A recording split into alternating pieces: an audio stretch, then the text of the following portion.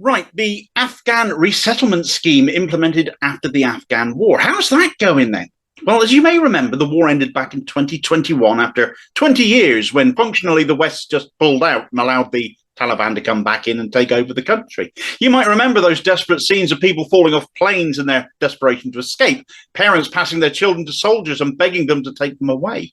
It was a complete failure, and many of the people left behind, interpreters and the like, were left to potential death sentences, wanted people for conspiring with the enemy, left to evade the Taliban all by themselves. Some have managed to flee over the border into Pakistan, for example, but now they face being deported back. And as for those who've managed to get as far as France and have been to get here, promised a chance to settle here under that Afghan resettlement scheme, reality has sucked as they faced people traffickers and small boats instead of any form of help from us. You might remember at the time it was felt we weren't doing enough to help these people who helped us during that time of war, as we offered to take in 5,000 Afghans a year over 4 years, totaling 20,000 people. Other countries were taking far more and a lot more quickly. We were being shamed over it. How these people were supposed to evade the Taliban for 1, 2 or 3 years until their turn came to come here is anyone's guess, but that is what they put into place. Under the terms of this, people could come here in one of three ways, three pathways that were set up. And here's where the government was able to pull a fast one and let people down still further.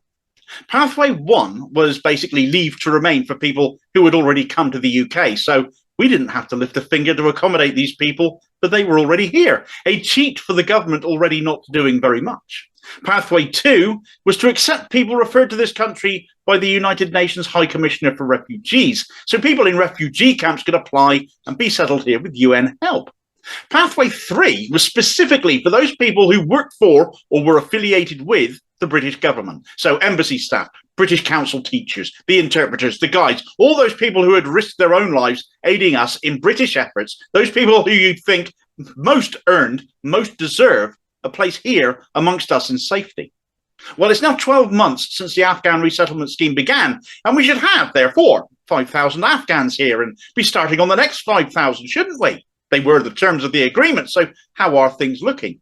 Well, our misnamed Foreign Secretary, James Cleverly, for he isn't, has boasted that we have to date granted permanent leave to remain to some 6,300 Afghans. Well, Damo, the Tories have delivered, it seems, and so it would appear on the surface, but let's scratch away a bit at it, because those pathways are very relevant, because all of these people who were granted leave to remain were all here via pathway one. In other words, they were all already here.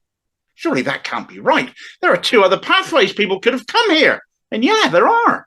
But people coming via those routes would require some effort on the part of the Tories. And in the 12 months since this scheme began, just 4 individuals, 4, have arrived here via pathway 2, up to September of last year, which are the most up-to-date records. These are people arriving here via the UN. So in other words, half the work has already been done for the Tories.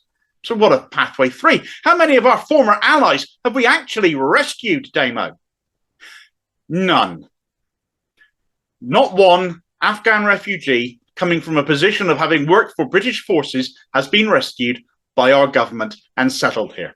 When you heard the figure of 5,000 refugees, you probably figured a proactive effort to bring exactly these kind of people here. That was what was being proposed, wasn't it? But nothing, sadly, could have been further from the truth. These people were given assurances that a home for them awaited them in Britain, and that promise has been broken completely, unless they've managed to make their own way here.